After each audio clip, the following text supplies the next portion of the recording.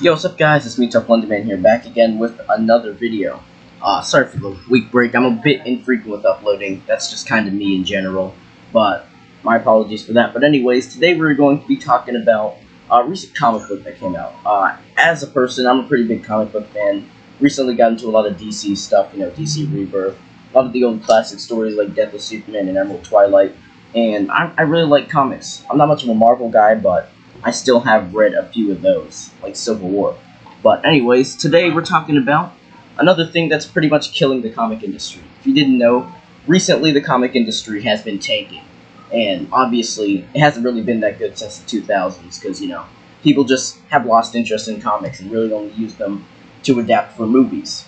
But recently, comics have been dying for another reason, and that's because they've been basically being political and just replacing characters and being woke and stuff.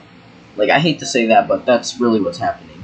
And recently, Emelia Clarke, who was in Game of Thrones, I believe, is making her own comic book about a single mother, and trust me, I'm not joking when I say this, who gets her powers from her menstrual cycle.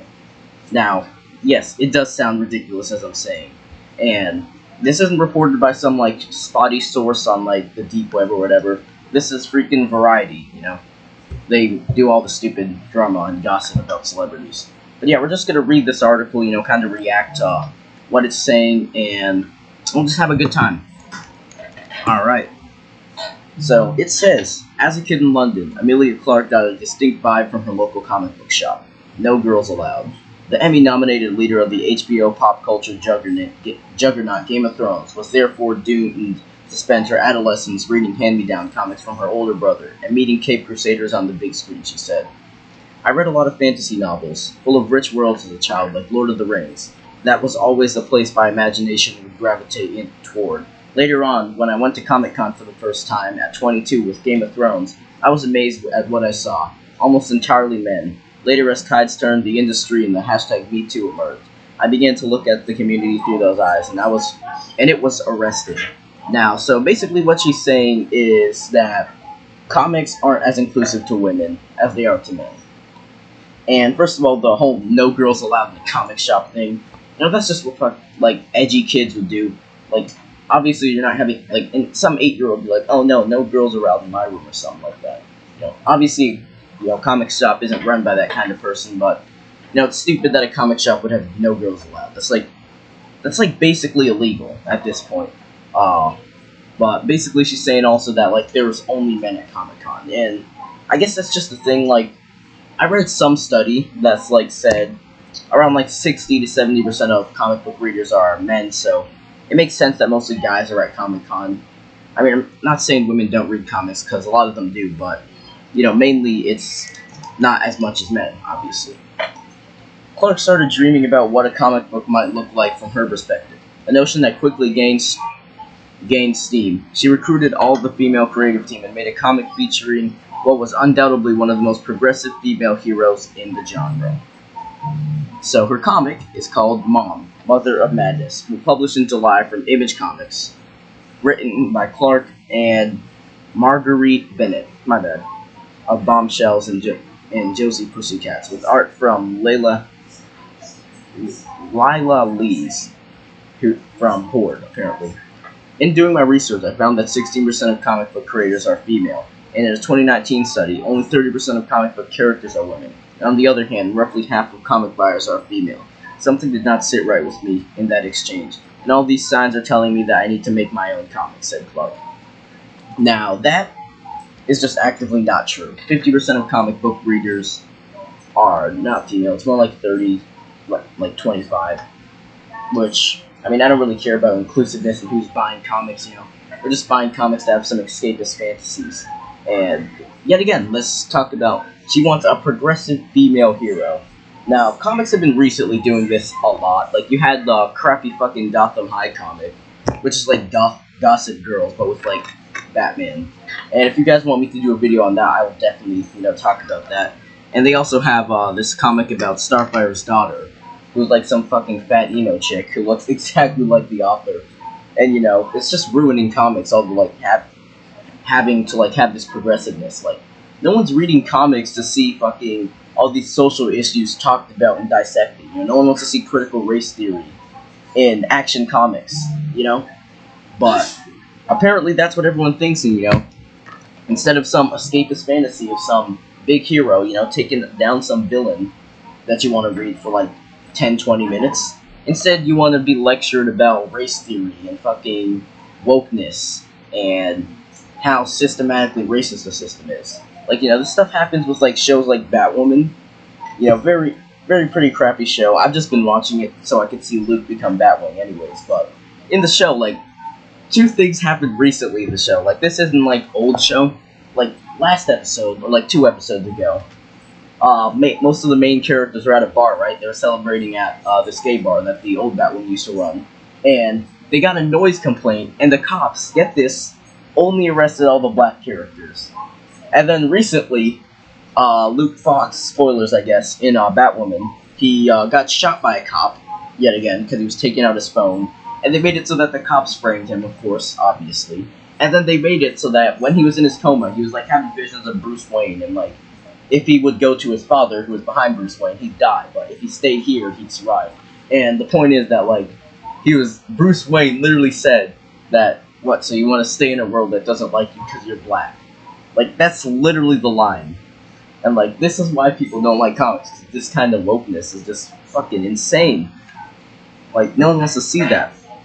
But anyways, let's get into more of the powers of this superhero, which is described in this part of the article.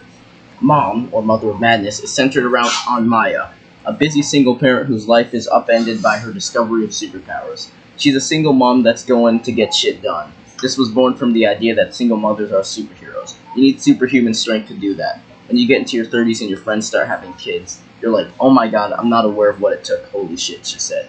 Now, I have no experience with fucking children. I am a child, I'm 14, but from what I've heard and sound, yeah, single mothers, they have it rough, and they are really good. Well, they're pretty much fucking superheroes for having to deal with that.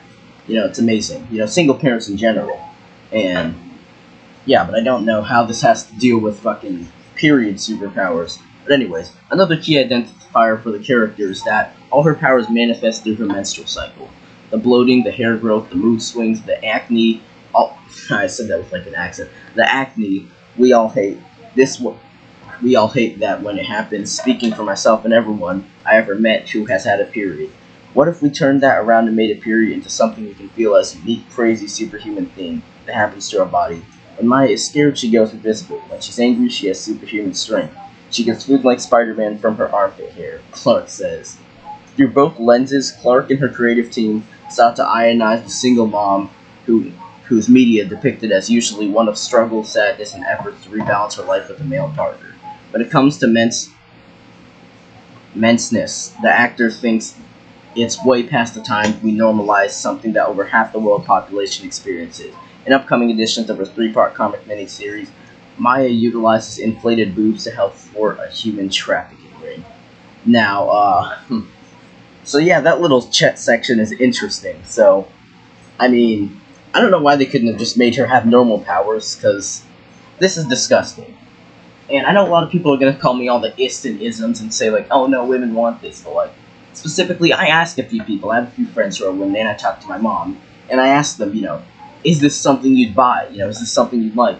And they all said it's disgusting and stupid. And I even told them, it's made by the girl from Game of Thrones, and they still said they didn't care. And obviously, nobody does. Like, only some crazy person on Twitter who, most likely just uses some dumb persona on Twitter. Like, I'm gonna be honest, like, on a side tangent, like, the whole woke mom on Twitter, I'm 99.9% convinced that they're not real people.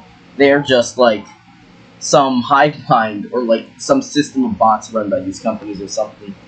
Like, not seriously, but, like, these people can't exist. They're clearly a minority, but still, this is insanely stupid. She uses inflated boobs to help thwart a trafficking ring. Like, how did she not hear that sentence, or even draw that, or whatever, produce that comic in the script, and think, why am I writing this? This is stupid. Like, When this comic comes out, I'm gonna be buying it. I'm gonna be reviewing it because people have to see this garbage for what it is. Total garbage. So yeah, to round out the article, so she's ashamed of her powers from the start. It's mental. Even today, if your tampon falls out of your bag, it's embarrassing. Why? Clark asks. Though its topical themes are and raunchy humor, the publisher describes the tone of the series as Deadpool meets Fleabag comedy, lend themselves to film. Clark's ambition was not to create a vehicle for the screen, rather an artifact that she can enjoy on my deathbed. No one's enjoying this comic. She already ticked the box on the comic adaptations, having joined the cast of Marvel Studios' anticipated Secret Invasion, a Disney Plus original that will explore the shape-shifting aliens introduced in the feature film Captain Marvel. Clark is no stranger to top-secret television that captivates large fandoms, said her first meeting in the project with Marvel's security team. The people behind it are the best, and that's what they do. Okay, so, but Marvel and Star Wars will give you fake audition sides. I remember Star Wars. Whatever. So this is just more rambling stuff. But that's pretty much it about the article. Tell me what you guys think in the comments down below. Make sure to follow my Twitter. Really helps me out. And obviously you guys can see when I'm uploading and just stuff that I retweet and think about and post. If you guys want to see more content on articles like this, make sure to recommend them to me on Twitter. I also have an Instagram. I don't use it that much, but I'll occasionally post like a tweet that I made or a meme. But yeah, that's really about it. I hope you guys enjoyed the video. I'll see you guys in the next one. Peace.